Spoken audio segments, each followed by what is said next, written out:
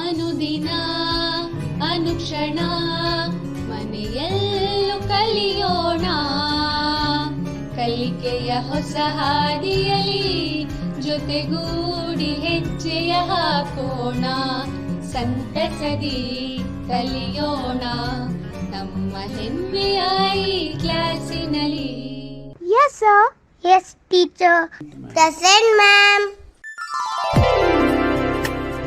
अस्सलाम वालेकुम नाज़रीन, अज़ीज़ तलबा व तालिबात, मैं मोहम्मद मोइनुद्दीन मददगार मौलिम सरकारी उर्दू हाई स्कूल सिरवार ताल्लुक़ मानवी ज़िला रायचूर, आज के इस संवेदा ई क्लास उर्दू में मैं आपका दिली खैर मकदम करता हूँ। आज हम सबक ख़ुतूत नवीसी के बारे में जो है सुनेंगे, पढ़ेंगे इंशाल्लाह।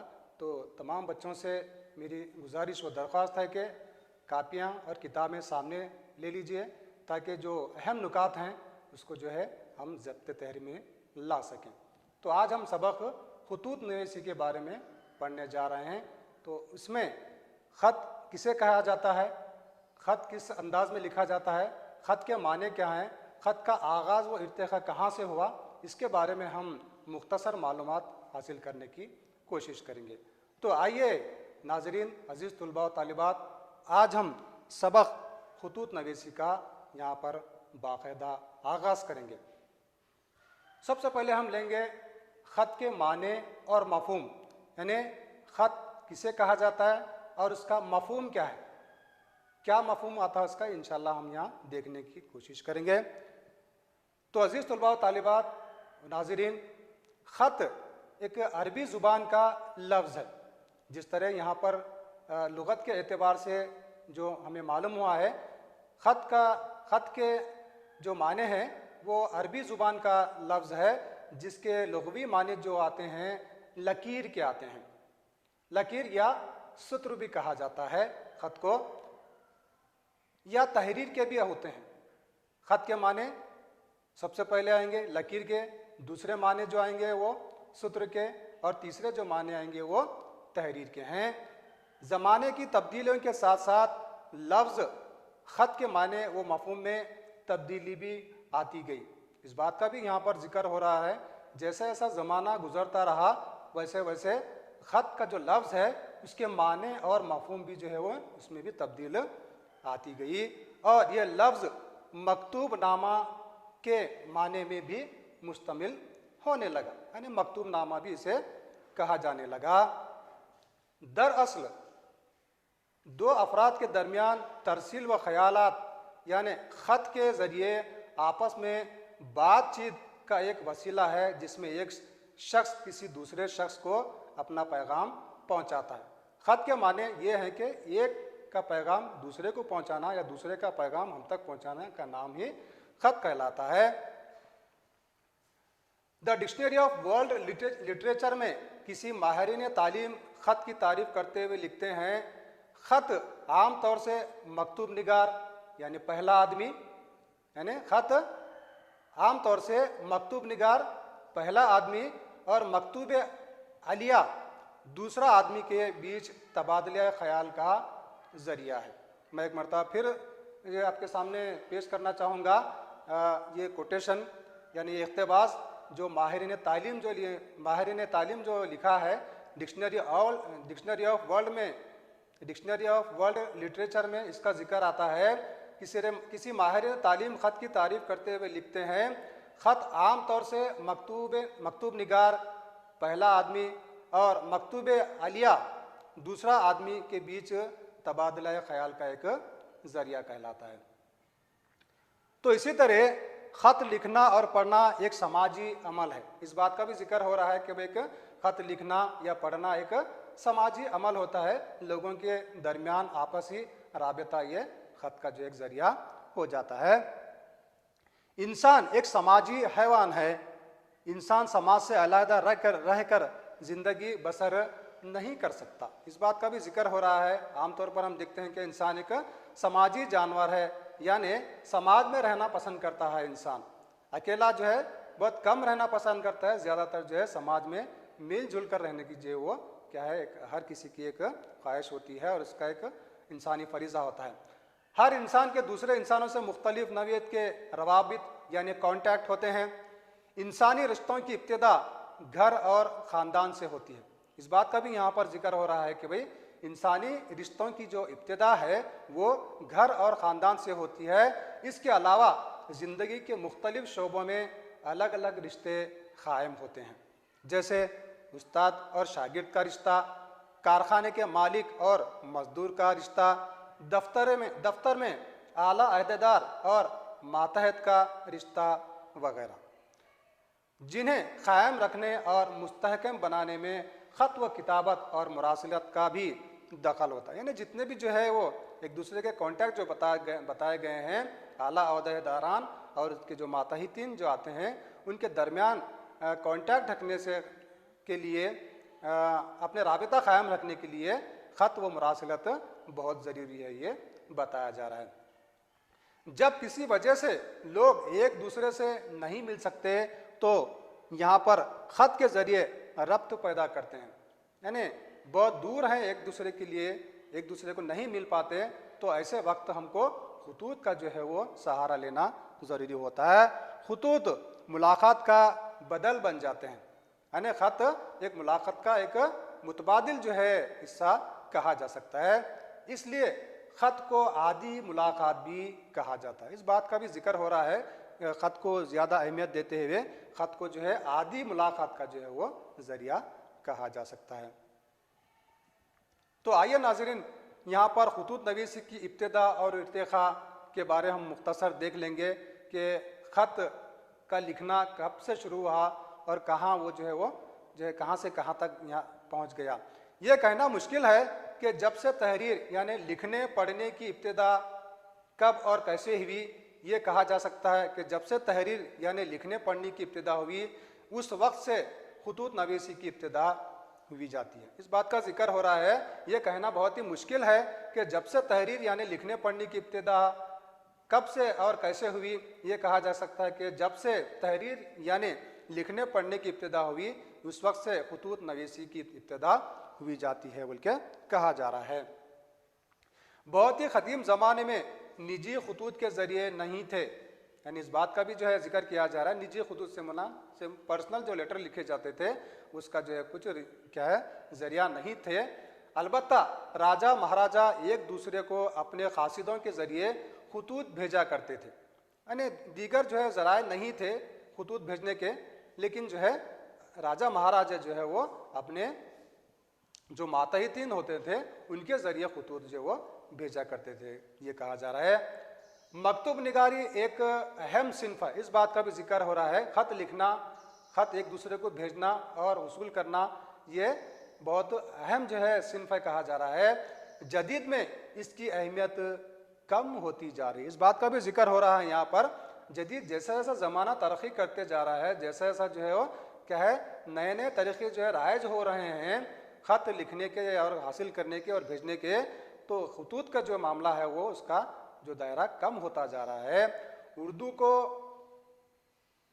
के मशहूर शायर मिर्ज़ा गालिब ने इसे अपने मखसूस अंदाज से उर्दू दुनिया को रोशनास कराया। इस बात का मैं जिक्र करता चलूँ कि मशहूर शायर मिर्ज़ा गालिब जो बहुत बड़े शायर व अदीब भी थे, इन्होंने एक अलग अंदाज में खुतूत को लिखा और उसको फ़रोग़ दे दिया। तो इस सिलसिले में बक़ौल गालिब मुरासिले को मुकालिमा बना दिया। मुरासिले को मुकालिमा बनाना से मुराद ख़त ऐसा लिखा जाए कि हम दूर नहीं हैं, बल्कि ऐसा महसूस हो ख़त पढ़ने के बाद कि आपस में एक दूसरे को हम जो है एक दूसरे से बातचीत कर रहे हैं। ये ख़त लिखने का अंदाज़ होना चाहिए। किसका क़ौल है? ये मिर्ज़ा असदुल्लाह खां गालिब का। ये बदलते ज़माने के साथ साथ एक दूसरे को पैगाम पहुँचाने के तरीक़ेकार में भी तब्दीलियाँ आती गई। इस बात का यहाँ पर जिक्र हो रहा है, मिर्ज़ा गालिब कह रहे हैं कि भाई ये बदलते ज़माने के साथ साथ एक दूसरे को पैगाम पहुँचाने के तरीक़ार में भी तब्दीलियाँ आती गई।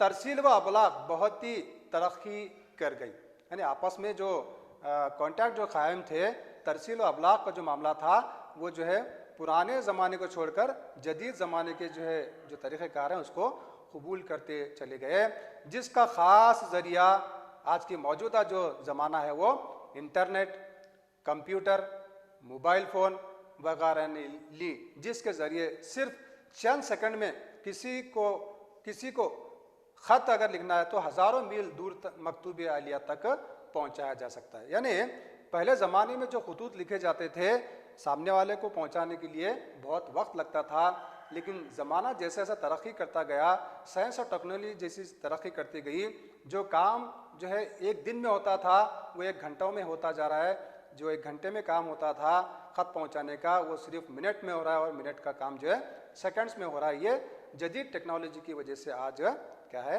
ये मुकाम आ गया है। इसके अलावा इलेक्ट्रॉनिक मीडिया के ज़रिए ना सिर्फ तहरीर बल्कि समई और बसरी तस्वीर भी हज़ारों मील दूर कम से कम वक्त में बआसानी भेज सकते हैं। इसके अलावा तहरीर से हटकर जो है तस्वीर और समई व बसरी यानी सुनने जाने वाले और जो है देखे जाने वाले तस्वीर वगैरह भी बआसानी कम से कम वक्त में पूरी दुनिया में जो है हम आसानी से भेज सकते हैं, ये कहा जा रहा है। इसके बाद जदीद ज़माने में इसके ज़रिए ख़रीद व फ़रोख्त के काम भी अंजाम दिए जा रहे हैं। जदीद ज़माने में ख़रीद व फ़रोख्त के काम भी अंजाम देने से मुराद आजकल जो ऑनलाइन जो है परचेस का जो तरीक़ेकार है, ऑनलाइन शॉपिंग का जो तरीक़ेकार है, ये भी इसका एक क्या ज़रिया कहा जा सकता है। खतूत नवीसी के उसूल। आइए अज़ीज़ तलबा व तालिबात नाज़रीन, खतूत नवीसी के क्या उसूल बताए गए हैं यहाँ पर हम मुख्तसर यहाँ पर रोशनी डालेंगे। क़दीम ज़माने में खतूत नहायत ही पुरतकल्लुफ़ होते थे। इस बात का यहाँ पर जिक्र हो रहा है कि भाई पिछले ज़माने में या क़दीम ज़माने में जो खतूत होते थे बहुत ही पुरतकल्लुफ़ जो होते थे। मकतूब अलिया के अलक़ाब व आदाब मुबालगे के साथ तहरीर किए जाते थे। मुबालगा आराई यानी बड़ा चढ़ा कर जो है पेश करना जिसे कहेंगे, यानी छोटे अगर हमसे छोटे हैं तो किस तरह उनको पेश किया जाए, किस तरह ख़त लिखा जाए, हमसे बड़े हैं तो जिस तरह अंदाज में लिखा जाए, ये सब तरीक़ा जो है राइज नहीं था। मुबालगे से काम लिया जाता था, यानी अलक़ाब व आदाब जो है बहुत ज़्यादा इस्तेमाल हुआ करते थे। मुरस्सा व मुसज्जा इबारत आराई में नफ्स मज़मून कहीं गुम होकर रह जाता था, यानी इतना बड़ा चढ़ा कर उनको जो है पेश किया जाता था कि असल जो मज़मून है, असल जो बात है वो पहुँचने तक जो है वो मामला जो है गुम होकर रह जाता था।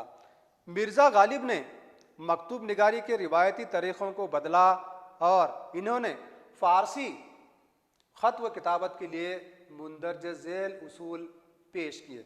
इन बातों को देखते हुए मिर्ज़ा गालिब ने ख़त लिखने के कुछ उसूल पेश किए हैं। वो क्या उसूल हैं, आइए यहाँ पर जो हम नज़र डालते हैं। सबसे जो पहला जो उसूल है मिर्ज़ा गालिब का, ये कह रहे हैं कि ख़त के शुरू में मकतूब अलिया को इसके मर्तबे और इससे ज़ाती ताल्लुक़ को मलहूज़ रखते हुए मुखातिब किया जाए।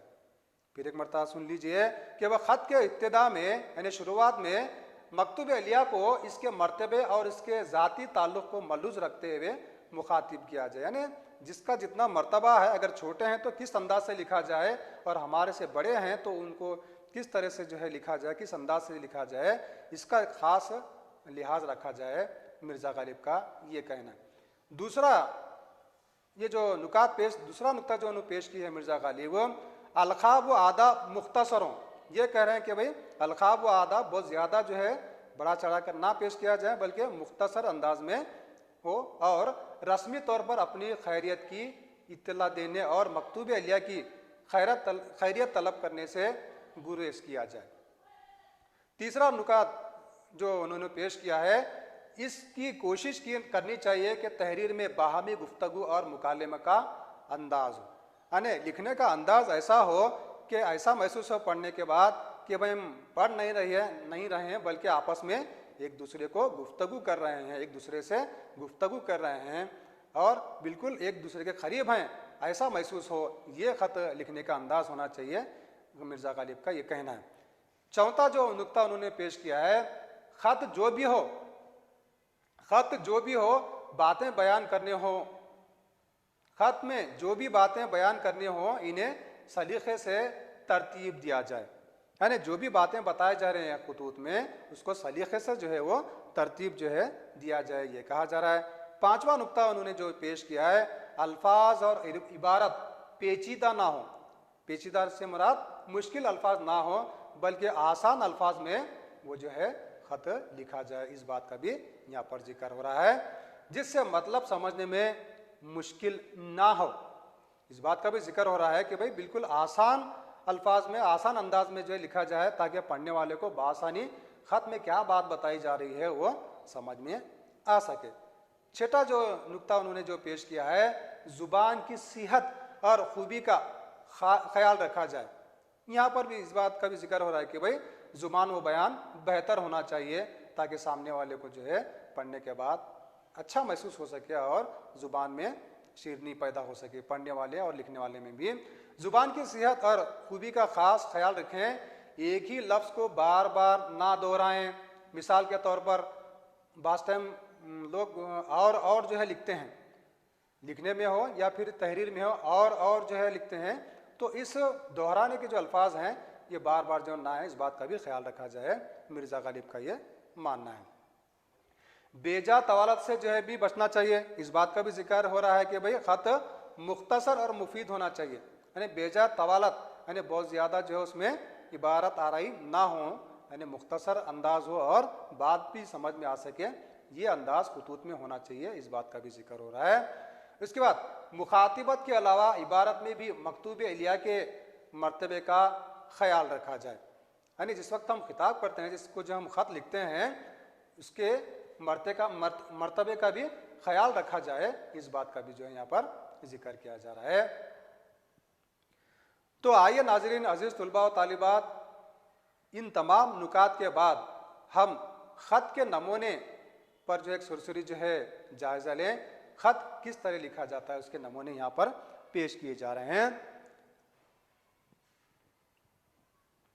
तो अज़ीज़ तुलबा व तालिबात, ख़त लिखने के चंद नमूने यहाँ पर बताए जा रहे हैं, ताकि आप तमाम को ये मालूम हो सके कि मुख्तलिफ़ नवियत के ख़ुतूत किस तरह लिखे जाते हैं। मुख्तसर एक दो यहाँ पर ख़ुतूत के नमूने पेश किए जा रहे हैं, ताकि आपको जो है इम्तिहान में अगर ख़त लिखने का जो सवाल आएगा तो उसको जवाब देने में आसानी हो सके।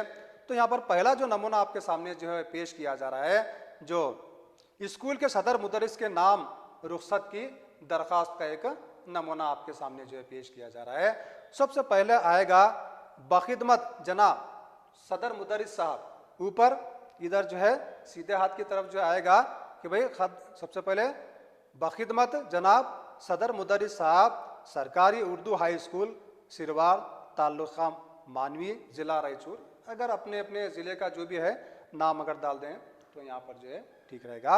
इसके बाद आएगा अस्सलामु अलैकुम, या फिर आदाब भी आप लिख सकते हैं, या फिर सलाम जो अर्ज़ कर सकते हैं, या फिर आदाब भी आप यहाँ पर लिख सकते हैं। इसके बाद जो है तहरीर का सिलसिला शुरू होगा। बाद आदाब अर्ज़ ये है कि 29 अगस्त 2021 को मेरे घर पर एक छोटी सी तकरीब है, यानी ख़त लिखने का जो मकसद है, जो मैटर है, यहाँ से जो बाकायदा जो शुरू होगा, जो इस तरह से एक नमूना पेश किया जा रहा है कि भाई बाद आदाब अर्ज़ यह है कि 29 अगस्त 2021 को मेरे घर पर एक छोटी सी तकरीब है, जिसके लिए घर वालों ने चंद जिम्मेदारियाँ मुझे सौंप दी हैं। लिहाजा मेरी मसरूफियात को मद्देनज़र रखते हुए अजराह करम मेरी ज़रूरियात का ख्याल फरमाते हुए बतारीख़ 23, 24 और 25 अगस्त 2021 को 3 यौम की रुखसत मंजूर फरमाकर मुझे शुक्रिया का मौका इनायत फरमाए। यानी ये एक नमूना जो पेश किया जा रहा है, इसके लिए सदर मुदर्रिस को ख़त लिखकर दरख्वास्त की, सदर मुदर्रिस को रुखसत की दरख्वास्त के लिए एक नमूना यहाँ पर पेश किया जा रहा है। उसके बाद फिर दूसरा मैटर यानी पैराग्राफ चेंज करके फिर ये लिखा जा सकता है कि उम्मीद करता हूँ, अगर लड़का है तो उम्मीद करता हूँ आऊँगा, अगर लड़की है तो करती हूँ आएगा। उम्मीद करता हूँ या फिर करती हूँ कि जनाबे वाला मेरी दरख्वास्त को शर्फ कबूलियत बख्शेंगे। यानी दरख्वास्त कर रहे हैं सदर मुदर्रिस साहब से स्टूडेंट या तालिब इल्म कि मैं जो ख़त लिखी हूँ, मैं जो दरख्वास्त लिखी हूँ, उस दरख्वास्त को आप कबूल करेंगे, मैं ये उम्मीद कर सकता हूँ, मिलके जो है ये क्या है कह रहे हैं खत में। उसके बाद फिर खुदा हाफिज आएगा रिवायती तौर पर। उसके बाद फ़खत यानी लिखने वाले, फ़खत से मुराद लिखने वाले, कौन जो है खत लिखे हैं उसका जो है यहाँ पर जिक्र आएगा। फ़खत आपका शागिर्द, अगर लड़का है, लड़का लिख रहा है तो शागिर्द आएगा, या फिर लड़की है तो शागिर्दा आएगा। तो इसी तरह यहाँ पर फ़खत आपका शागिर्द या शागिर्दा, शेख नवीद जमात दहुम रूल नंबर 22, यानी जो भी जो है रूल नंबर वगैरह होता है आप अपने तौर पर यहाँ पर तहरीर कर सकते हैं। इसी सिलसिले में खत का दूसरा नमूना यहाँ पर पेश किया जा रहा है, जो दोस्त के नाम लिखना है। अभी हमने जो देखा वो अपने स्कूल के सदर मुदर्रिस को खत लिखने का जो नमूना था, जिसमें क्या है रुख्सत की दरख्वास्त की गई थी। यहाँ पर दोस्त के नाम एक खत तहरीर करने का नमूना आपके सामने जो है पेश खिदमत है। दोस्त के नाम खत जिसमें इम्तिहान का जिक्र किया गया हो। आमतौर पर इम्तिहान जब होता है हमारा, सालाना इम्तिहान हो या शशमाही इम्तिहान हो, उसमें ख़त लिखने का जो है सवाल आ सकता है। तो लिहाजा इसको देखते हुए आप जो है तमाम बातों को जहन नशीन कर लीजिए और जो है लिखने की प्रैक्टिस करिए, ताकि आने वाले इम्तिहान में अगर ख़त लिखने का अगर सवाल आ गया तो आप उसको बखूबी जो है याद करके जो है लिख सकते हैं। तो यहाँ पर दूसरा नमूना जो दोस्त के नाम ख़त है पेश किया जा रहा है। मिसाल के तौर पर मोहम्मद मोइनुद्दीन, या फिर अगर लड़की है तो कोई लड़की का नाम आएगा। मिसाल के तौर पर शीरीन कौसर मोमिनपुरा यादगीर, या फिर जो भी उनका मुकाम है आप तहरीर कर सकते हैं। इसके बाद नीचे आएगी तारीख, बतारीख 16 अगस्त 2021, यानी जो भी जिस दिन आप ख़त लिख रहे हैं वो उस तारीख को यहाँ पर आप लिख सकते हैं या फिर तहरीर कर सकते हैं। इसके बाद यहाँ पर बीच में आएगा, दरमियान में आएगा अजीज दोस्त मोहम्मद रफ़ीक। अगर लड़का लिख रहा है तो अपना जो भी है नाम यहाँ पर तहरीर कर सकते हैं, या फिर जो है लड़की है तो अपना प्यारी सहेली बोलकर आप लिख सकते हैं। फिर उसके बाद सलाम अर्ज करना है, इधर सीधे हाथ की जानिब अस्सलामु अलैकुम। फिर इसके बाद असल जो मामला है वो यहाँ पर शुरू होता है। लिख रहे हैं आपका खत कल ही मिला, हालात से आगाही हुई। इस बात का यहाँ पर जिक्र हो रहा है कि भाई इन्होंने खत लिखने से पहले इनकी सहेली ने कुछ खत लिखा था। फिर जिक्र हो रहा है यहाँ पर आपका खत कल ही मिला, हालात से आगाही हुई।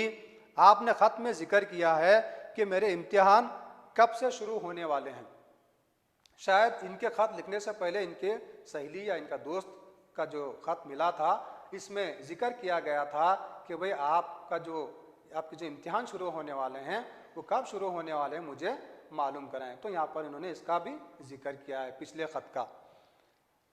मालूम करें 2 रोज़ कबल ही इम्तिहान का टाइम टेबल यानी निज़ामुल औकात जारी हुआ है।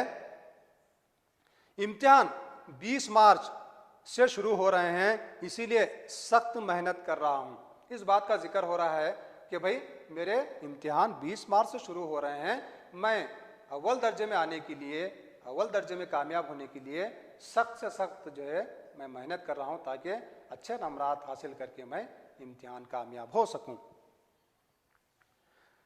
और आप भी मेरी कामयाबी के लिए दुआ फरमाएं। आमतौर पर होता है कि भाई जो ख़त में सामने वालों को दुआ की दरख्वास्त की जाती है, यहाँ पर भी जो है एक रस्मन जो है कहा गया है कि भाई मेरी इम्तिहान में कामयाबी के लिए आप दुआ फरमाएं, ये कह सकते हैं। मज़ीद और उसमें इजाफा भी आप कर सकते हैं, लेकिन इतना ज़्यादा तवालत नहीं होना चाहिए। मुख्तसर जो भी हो, ख़त मुख्तसर मुफीद, यानी सामने वाले को बात पहुँच सके, बात आप जो कहना चाह रहे हैं वो समझ में आ सके, ये अंदाज़ आपका ख़त का होना चाहिए। मज़ीद और इसमें आप अपने अल्फाज, अपने अंदाज़, अपना माफी ज़मीर आप जो है आप रख सकते हैं। उसके बाद सीधे तरफ जानिब आएगा खुदा हाफिज़। इसको यहीं पर जो है इख्तिताम को पहुंचाकर खुदा हाफिज़ आप सीधे जानिब लिख सकते हैं। उसके साथ आपका दोस्त, अगर लड़का लिख रहा है आपका दोस्त यहाँ पर आएगा दाईं जानिब, या फिर लड़की लिख रही है तो आपकी सहेली आएगी। जो भी अगर लड़का लिख रहा है तो नाम यहाँ पर मोहम्मद मोइनुद्दीन या दीगर फराज या अदनान या फिर कुछ भी नाम आ सकता है, या अगर लड़की लिख रही है तो शीरीन वगैरह भी जो है ऐसा लिख सकते हैं। तो ये था बच्चों कुछ खत से मुतालिक कुछ चंद अहम बातें जो मैंने आपके खिदमत में रखा है। तो यहाँ पर अब सवालात का जो है सिलसिला शुरू होता है इस खत से मुतालिक। वो सवालात क्या हैं और जवाबात क्या हैं, इंशाल्लाह आइए हम जो है देखते हैं। मुंदरजे झेल सवालात के जवाबात लिखिए। सबसे पहला सवाल, खत किस जुबान का लफ्ज़ है? सवाल आपके सामने ये है कि खत किस जुबान का लफ्ज़ है? जवाब, खत अरबी जुबान का लफ्ज़ है। दूसरा सवाल, खत के लुग़वी माने क्या हैं? सवाल एक मरतबा फिर से सुनिए, खत के लुग़वी माने क्या हैं? जवाब, खत के लुग़वी माने लकीर, सत्र या तहरीर के हैं। तीसरा सवाल, माहिरीन तालीम ने खत की क्या तारीफ बयान की है? माहिरीन तालीम ने खत की क्या तारीफ बयान की है? ये जो सवाल है। जवाब देखिए, खत आम तौर से मकतूब निगार यानी पहला आदमी और मकतूबी अलय दूसरा आदमी के बीच तबादला ख्याल का जरिया है। सवाल नंबर 4, कदीम ज़माने में राजा महाराजा अपने पैगाम को एक जगह से दूसरी जगह पहुंचाने के लिए क्या तरीक़ा इस्तेमाल करते थे? जवाब कुछ इस तरह है इस सवाल का, कदीम ज़माने में राजा महाराजा अपने पैगाम को एक जगह से दूसरी जगह तक पहुंचाने के लिए खासियतों के अलावा चरिन परिंद का भी इस्तेमाल करते थे। यानी अपने जो है मातहतीन जो होते थे उनके अलावा चरिन परिंद के जरिए भी अपने खुतूत एक दूसरे को पहुंचाया करते थे। उसके बाद 5वां सवाल है, मिर्ज़ा गालिब के ख़त लिखने के तरीक़ेकार को बयान कीजिए।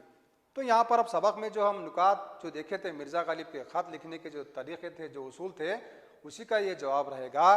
वो जवाब कुछ इस तरह से है, ख़त के शुरू में मकतूब अलय को इसके मर्तबे और इससे ज़ाती ताल्लुक़ को मलूज़ रखते हुए मुखातिब किया जाए। दूसरा जो नुक्ता है जो इसके जवाब से ताल्लुक़ रखता है, अलक़ाब व आदाब मुख्तसर और रस्मी तौर पर अपनी खैरियत की इत्तला देना और मकतूब अलय की खैरियत तलब से गुरेज किया जाए।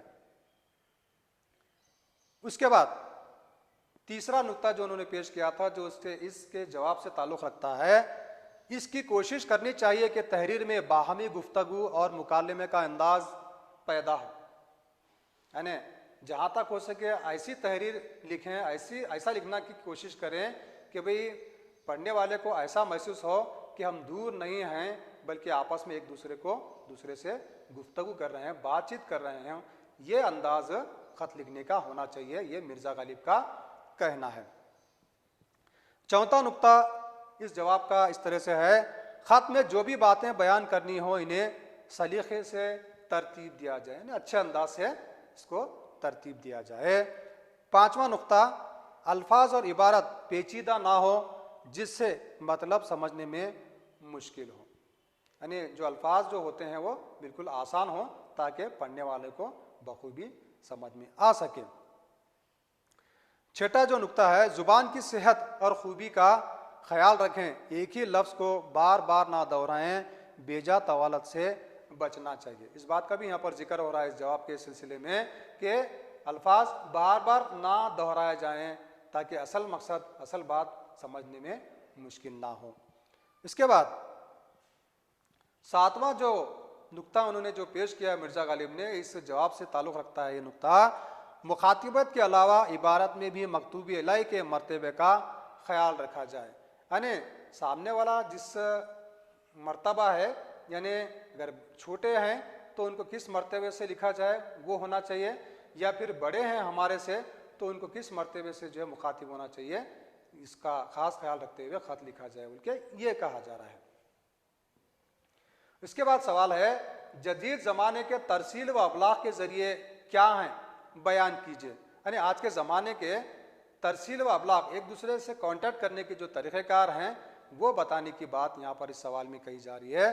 तो इसका जवाब यह है कि जदीद ज़माने के तरसील व अबलाग का ख़ास ज़रिया, आप जैसा कि जानते हैं, इंटरनेट, कंप्यूटर, मोबाइल फ़ोन वगैरह, ये आजकल के तरसील व अबलाग यानी एक दूसरे के पैगाम पहुँचाने के जदीद ज़रिए हैं, कहा जा रहा है। तो अज़ीज़ तुलबा व तालिबात, नाज़रीन, यहाँ आज हमारा ये सबक खुतूत नवीसी इख्तिताम को पहुँचता है। इस इख्तिताम से क़ब्ल मैं एक आपको घर पर काम यानी होमवर्क देता हूँ, जिसका सवाल यह है, अपने स्कूल के सदर मुदर्रिस के नाम एक ख़त लिखिए जिसने अपनी मसरूफियात का जिक्र करते हुए रुखसत की दरख्वास्त की गई हो।